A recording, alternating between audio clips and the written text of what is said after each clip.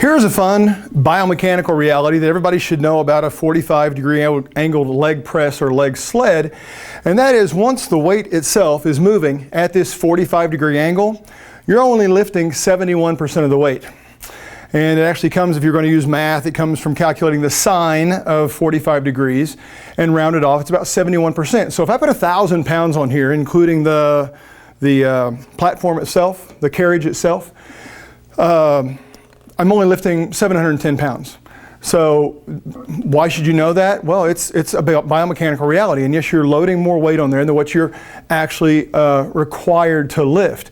And it's a simple thing. It's gravity's down. If you're not lifting straight up and something else is helping to support part of that load, like this carriage, then you're only shouldering part of it because you're going non-vertical. So yeah, 71% of the weight. Now here's the thing.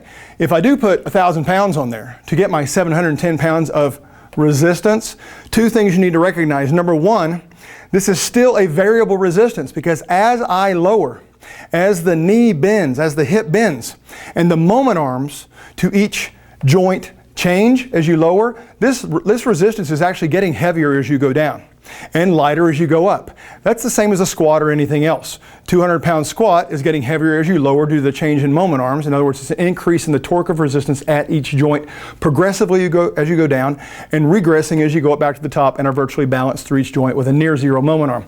The other thing you have to remember is if I do have 1,000 pounds on here, that 1,000 pounds relates to the mass that's required to create 1,000 pounds, and that mass has inertial properties. It still has momentum, if you will, and kinetic energy and all these other properties that you would hear about in physics class. But what matters to you is if you're lowering this fast, if you're out of control, you're bouncing off the bottom, there's still the inertia associated with 1,000 pounds and its mass that you're having to start and stop. So control becomes of the utmost importance, even though your actual weight at any point in time is reflective of the 71% times the moment arm to each joint.